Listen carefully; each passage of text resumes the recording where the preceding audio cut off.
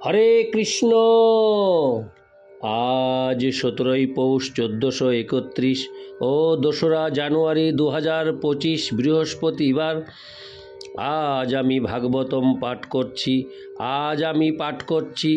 ভাগবতমের চতুর্থ স্কন্ধ, প্রথম ভাগ, চতুর্থ অধ্যায়, সতীর দেহত্যাগের শ্লোক 1 থেকে 6।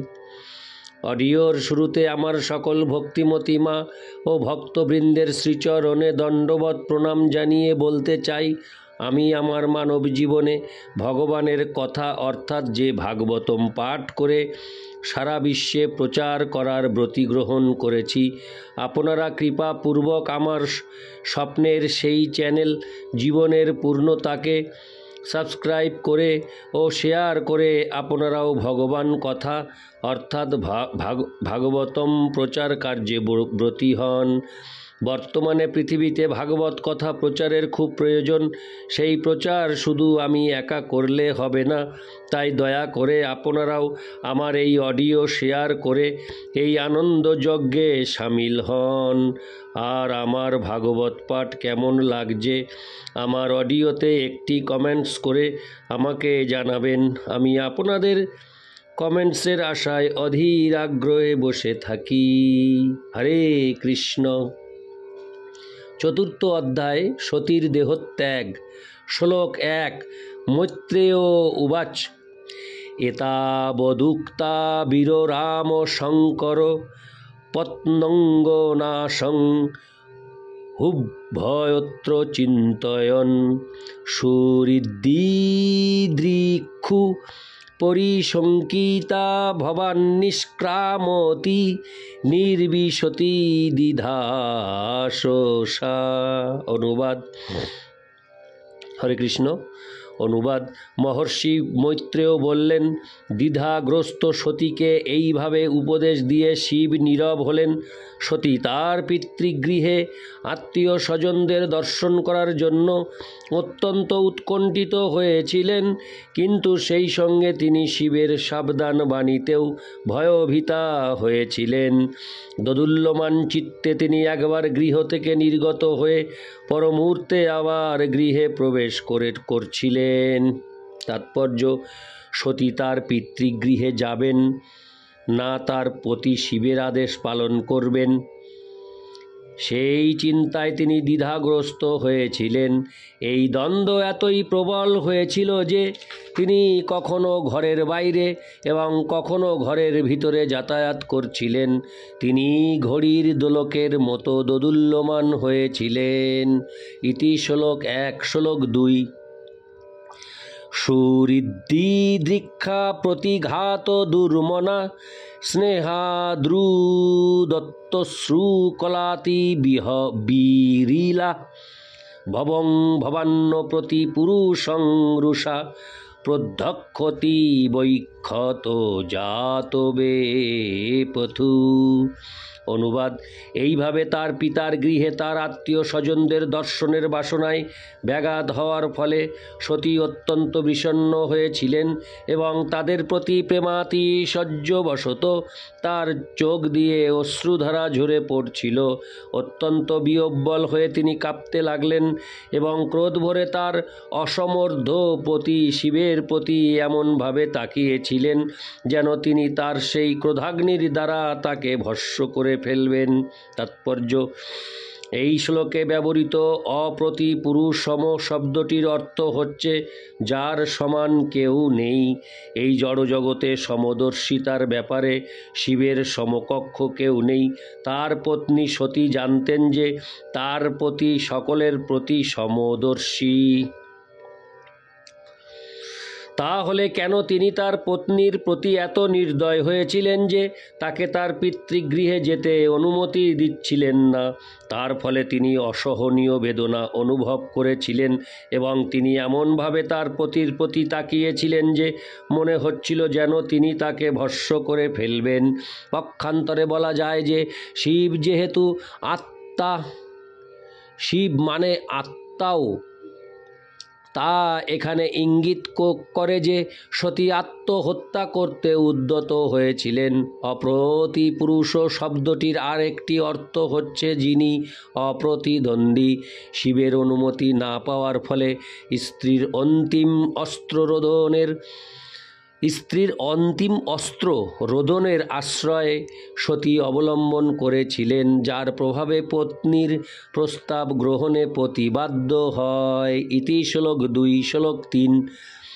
ততো বিনিশ্বস্য সতী বিহায়তং শোকেন রোষেন চ দুয়তারিদা পিত্ররোগাত্রয়ীন বিমূঢ়ধীর্গৃহাণ প্রেমোন্নাত্তন জোহর্ধমদাত শতাং প্রিয়।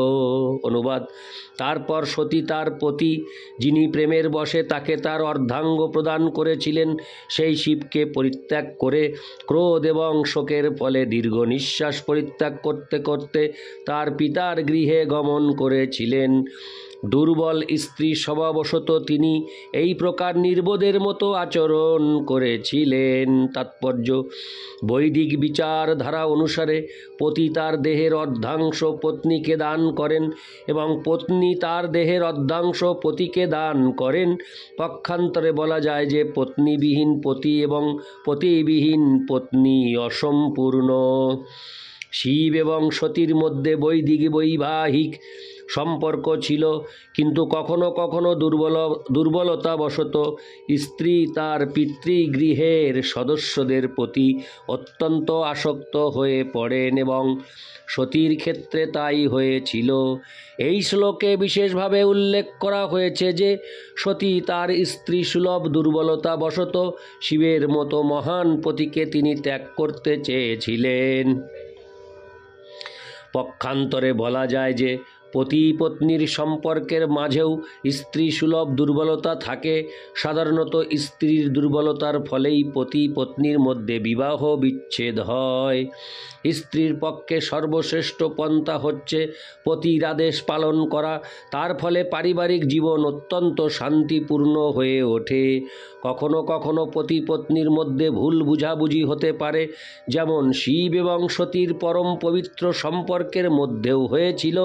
কিন্তু এই প্রকার ভুল বুঝাবুঝির ফলে পত্নীর কখনোই পতির আশ্রয় ত্যাগ করে চলে যাওয়া উচিত নয়। তিনি যদি তা করেন তাহলে বুঝতে হবে যে তার কারণ হচ্ছে তার স্ত্রীসুলভ দুর্বলতা। ইতি শ্লোক 3। শ্লোক 4। তামন্য গচ্ছন দ্রুত বিক্রমাং সতীমেকাং ত্রিনেত্রানুচরা সহস্রশ সপার্শ্বদ যক্ষা মণিমন্নদাদয় পুরবৃষেন্দ্রাস্ত রসা গতবথা।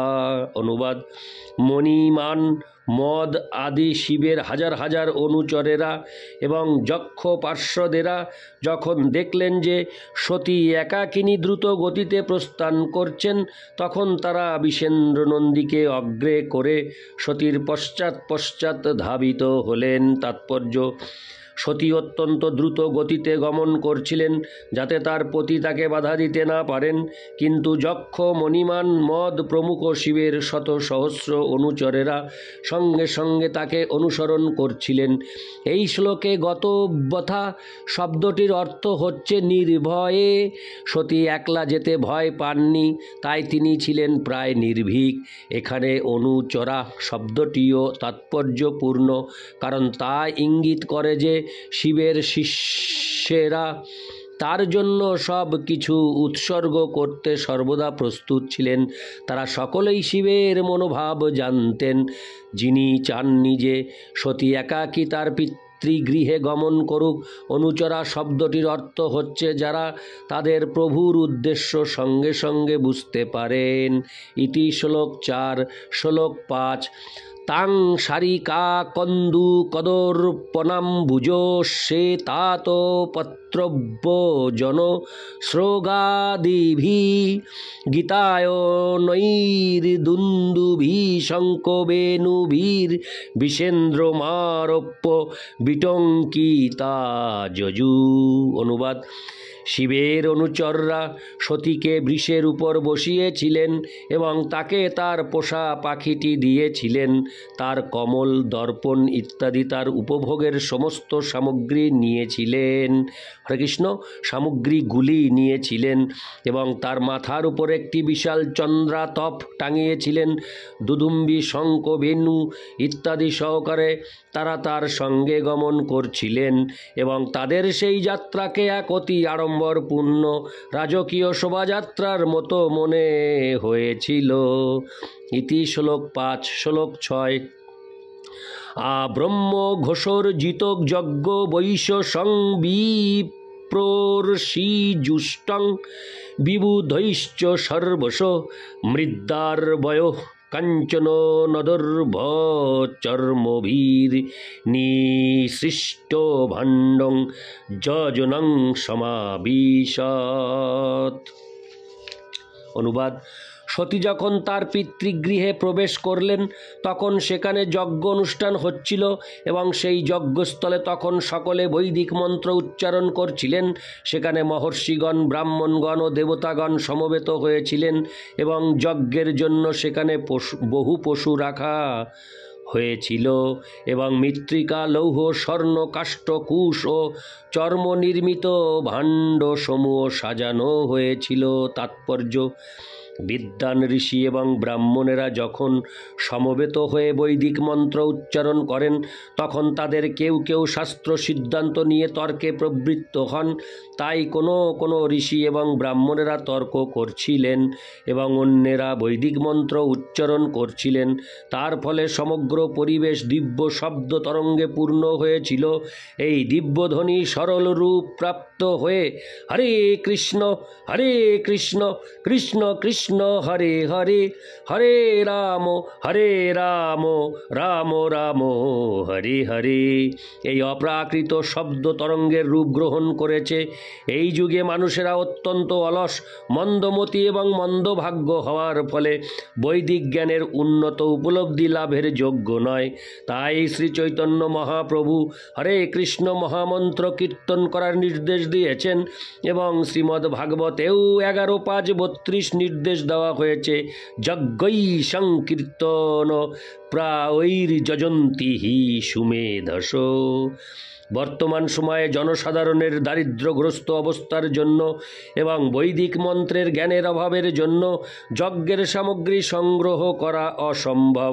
তাই এই যুগের জন্য পরামর্শ দেওয়া হয়েছে যে মানুষ যেন একত্রিত হয়ে পার্শ্বদ পরিবৃত পরমেশ্বর ভগবানের সন্তুষ্টি বিধানের জন্য হরে কৃষ্ণ মহামন্ত্র কীর্তন করে। পরোক্ষভাবে তা নিত্যানন্দ, অদ্বৈত আদি পার্শ্বদ সহ শ্রী চৈতন্য মহাপ্রভুকে ইঙ্গিত করা হয়েছে। সেটি হচ্ছে হরে কৃষ্ণ, সেটিই হচ্ছে এই যুগে যজ্ঞ অনুষ্ঠানের পন্থা। এই শ্লোকে আরেকটি তাৎপর্যপূর্ণ তত্ত্ব হচ্ছে যে সেখানে বলি দেওয়ার জন্য পশু সংগ্রহ করা হয়েছিল। যজ্ঞে সেই সমস্ত পশুদের উৎসর্গ করার অর্থ এই নয় যে তাদের বধ করা হয়েছিল। সেখানে যে সমস্ত মহর্ষি এবং তত্ত্ববেত্তা মহাপুরুষেরা যজ্ঞ অনুষ্ঠান করার জন্য সমবেত হয়েছিলেন তাদের উপলব্ধির পরীক্ষা হতো পশু বলির মাধ্যমে। ঠিক যেমন আধুনিক যুগের বৈজ্ঞানিকেরা তাদের আবিষ্কৃত ঔষধের কার্যকারিতা নিরূপণ করার জন্য পশুদের উপর তা পরীক্ষা করে থাকেন। যে সমস্ত ব্রাহ্মণদের উপর যজ্ঞ অনুষ্ঠানের দায়িত্ব অর্পণ করা হয়েছিল তারা ছিলেন তত্ত্বজ্ঞানী পুরুষ এবং তাদের উপলব্ধি পরীক্ষা করার জন্য যজ্ঞাগ্নিতে বৃদ্ধ পশু উৎসর্গ করে তাদের পুনরুজ্জীবিত করা হতো। এইভাবে বৈদিক মন্ত্রের পরীক্ষা করা হতো। পশুদের হত্যা করে আহার করার জন্য সেখানে পশুদের সংগ্রহ করা হয়নি। পশু হত্যা করা যজ্ঞ অনুষ্ঠানের প্রকৃত উদ্দেশ্য ছিল না। পক্ষান্তরে উৎসর্গীকৃত পশুকে নবজীবন দান করে বৈদিক মন্ত্রের পরীক্ষা করা হতো। বৈদিক মন্ত্রের শক্তি পরীক্ষা করার জন্য পশুদের ব্যবহার করা হতো, মাংসের জন্য নয়। হরে কৃষ্ণ। ইতি শ্লোক 6। ওং নমো ভগবতে বাসুদেবায়। ওং নমো ভগবতে বাসুদেবায়। ওং নমো ভগবতে বাসুদেবায়। হরে কৃষ্ণ।